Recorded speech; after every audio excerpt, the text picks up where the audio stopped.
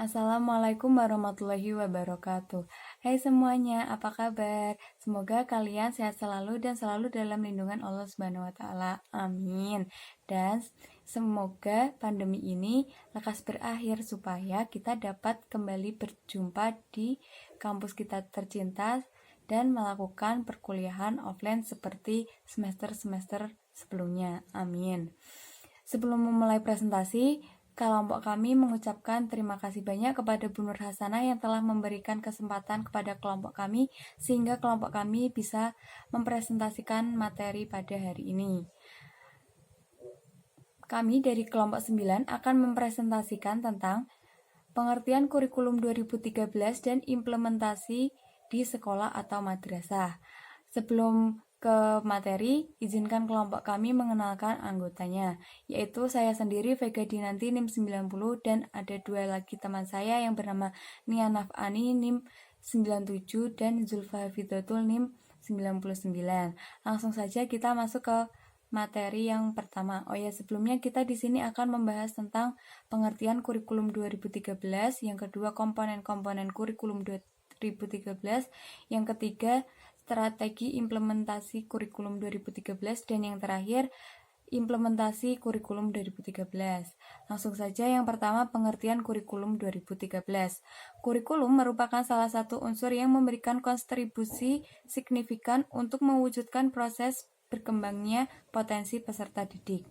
Jadi, tidak dapat disangka lagi bahwa kurikulum yang dikembangkan dengan berbasis pada kompetensi sangat diperlukan sebagai instrumen untuk mengarahkan peserta didik menjadi 1. Manusia berkualitas yang mampu dan proaktif menjawab tantangan zaman yang selalu berubah. 2. Manusia terdidik yang beriman dan bertakwa kepada Allah Subhanahu wa taala. Yang ketiga, warga negara yang demokratis dan bertanggung jawab. Jadi di sini kurikulum itu sangat penting dalam pendidikan karena kurikulum sangat mempengaruhi proses pendidikan itu sendiri. Lalu yang kedua ada komponen-komponen kurikulum 2013 yang akan disampaikan oleh teman saya. Kemudian di sini saya akan menjelaskan tentang komponen kurikulum. Yang pertama, komponen tujuan pendidikan, yang kedua, komponen proses, yang ketiga, komponen evaluasi.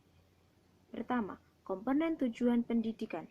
Pada masa reformasi ini, pendidikan lebih diarahkan untuk menghasilkan manusia Indonesia yang berkarakter unggul. Manusia Indonesia yang memiliki integritas ini tentu untuk merespon berbagai degradasi moral dan sosial seperti tindak korupsi yang semakin merajalela, penyalahgunaan narkoba, tawuran pelajar, dan lain-lain. Kemudian nomor 2, komponen proses. Proses pembelajaran merupakan pusat segala upaya perbaikan kualitas pendidikan nasional. Oleh sebab itu, seharusnya perhatian lebih dicurahkan kepada upaya-upaya untuk meningkatkan kualitas proses pembelajaran. Namun, perhatian sepertinya belum optimal terbukti dengan masih banyaknya sekolah dengan sarana dan prasarana seadanya. Yang ketiga, komponen evaluasi. Implementasi kurikulum perlu dievaluasi untuk melihat capaian yang telah terlaksana. Evaluasi merupakan proses review atas berbagai proses implementasi kurikulum. Yang selanjutnya akan dijelaskan teman saya. Adalah strategi implementasi kurikulum. Strategi ini memiliki 4. Yang pertama, merancang pembelajaran secara efektif dan bermakna. Yang kedua, mengorganisasikan pembelajaran. Yang ketiga, memilih dan menentukan pendekatan pembelajaran. Dan yang keempat, melaksanakan pembelajaran, pembentukan kompetensi dan karakter.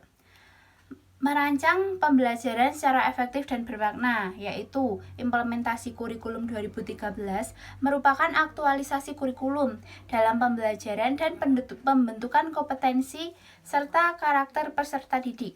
Hal tersebut menuntut keaktifan guru dalam menciptakan dan menumbuhkan berbagai kegiatan sesuai dengan rencana yang telah diprogramkan. Guru harus menyadari bahwa pembelajaran memiliki sifat yang sangat kompleks, serta melibatkan aspek pedagogis, psikologis, serta didaktis secara bersamaan. Kemudian yang kedua, mengorganisasikan pembelajaran, yaitu implementasi kurikulum 2013 menuntut guru untuk mengorganisasikan pembelajaran secara efektif.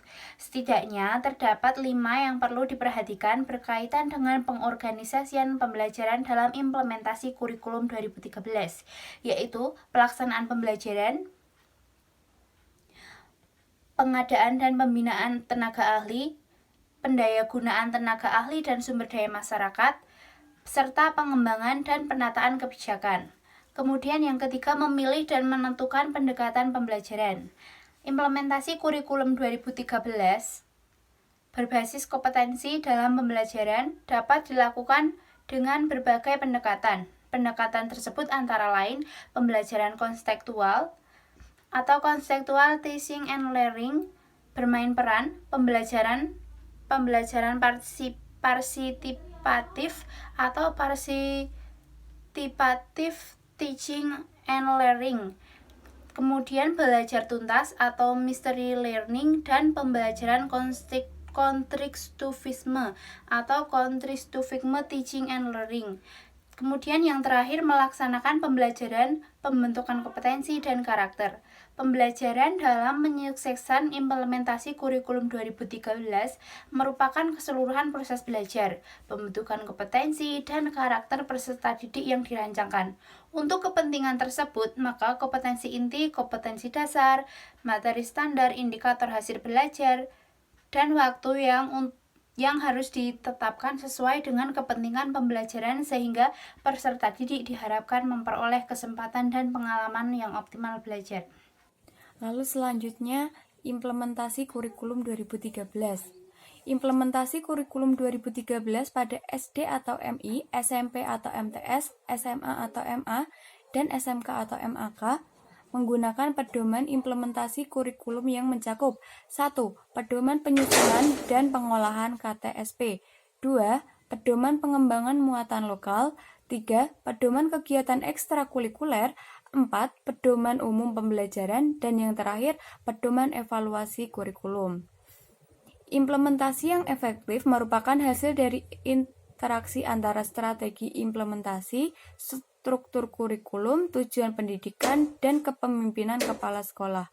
Oleh karena itu, pengoptimalan implementasi kurikulum 2013 diperlukan suatu upaya strategis untuk mensinergikan komponen-komponen tersebut, terutama guru dan kepala sekolah dalam membudayakan kurikulum. Itulah tadi sedikit pemaparan materi dari kelompok kami. Apabila ada kesalahan yang disengaja maupun yang tidak, kami mohon maaf. Dan apabila ada pertanyaan, kritik, dan saran, langsung aja ke WA Group. Terima kasih teman-teman untuk perhatiannya. Semoga kita selalu dalam lindungan Allah. Sampai jumpa di lain kesempatan. Wassalamualaikum warahmatullahi wabarakatuh.